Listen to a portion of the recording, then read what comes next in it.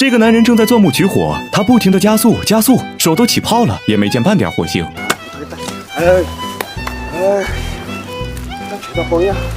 男人放弃了，点上一支烟，冷静。肚子饿了就薅起地上的野蘑菇，狼吞虎咽地吃；口渴了直接喝脏兮兮的江水。맛있네！물맛좋다！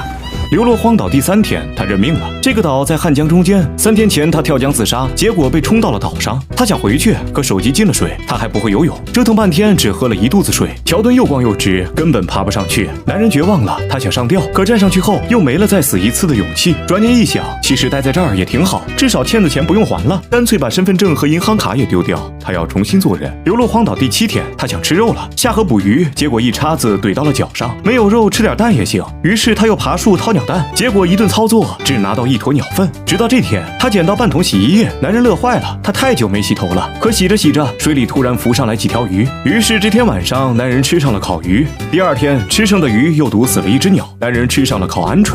3个月后，他已经成了顶级野人。他找到一条小鸭船，里面铺上干草，睡起来很惬意。上树掏鸟蛋，在铁锹上煎熟，撒上点从身上收集的汗，真是太美味了。生活水平提高了，娱乐活动也得跟上。他用松果自制了高尔夫，看来已经完全不想走了。但他不知道自己的一举一动都在被人看着，就像是现场直播。关注他的是个女孩，她有严重的社恐，3年没出过房间，屋里垃圾堆积成山。妈妈问她中午吃什么，她都用短信回。妈妈每次做完给放在门口，她确定没人时才悄悄端进去。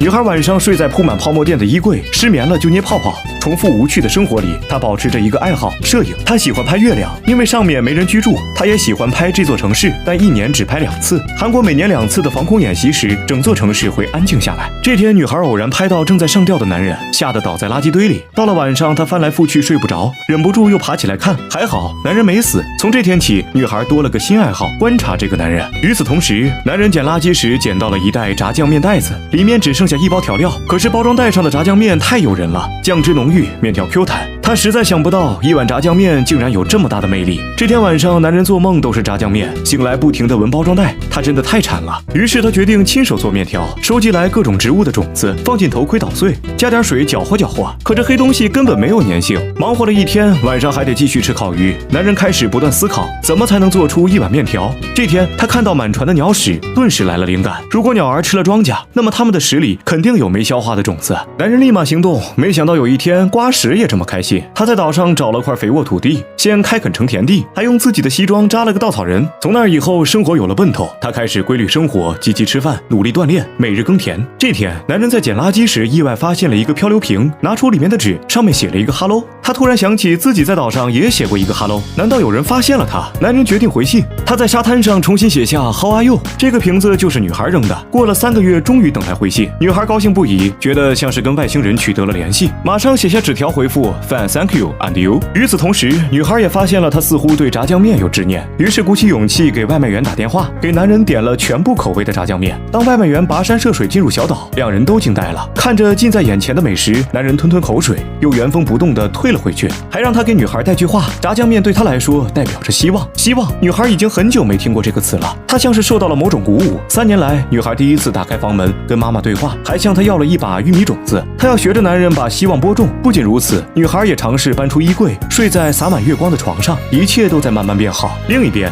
荒岛上的男人终于迎来了丰收，不仅有玉米，还种出了土豆、黄瓜、大辣椒。他迫不及待地搓下玉米粒，放在头盔里捣碎，加水搅拌和成面团，再用漂流瓶当擀面杖擀成面饼，拿出罐头盖，切出长长的面条，烧水煮面，撕开珍藏许久的料包，再把蔬菜铺在上面，一碗来之不易的炸酱面就做好了。把面拌开，浓郁的酱香裹满了每一个面条，吃进嘴里，男人喜极而泣。女孩也将这一刻记录了下来，挂在墙上反复回味。或许这就是希望。他孤独的灵魂似乎也得到了治愈。第2天，男人在沙滩上写下 Who are you？ 他很想认识女孩，可女孩看到却气愤地拉紧窗帘，缩在角落哭了起来。原来他遭受过长期的网络暴力，因为额头上的伤疤，他一直被叫做丑八怪，被当成怪物。久而久之，女孩失去了正常交流的能力。等不到回信，男人心急如焚。更不幸的是，当晚台风来袭，暴雨摧毁了庄稼，也冲走了小鸭船。男人抓着一根树枝，才勉强没被冲走。第2天，女孩看到他绝望地坐在地上，台风毁了他的所有。这时，几个工作人员发现了他，男人拔腿就跑，却还是被强行带走。女孩看着男人眼里的绝望和无助，她意识到男人需要帮助。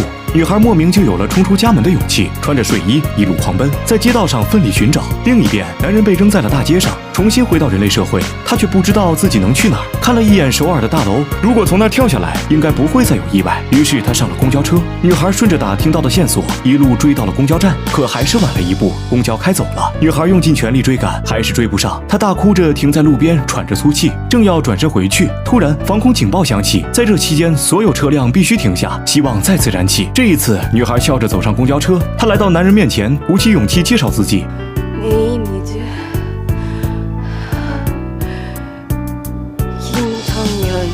男人哭了，原来他没有被全世界抛弃。也许孤独的人总会相遇，就像希望总藏在谷底。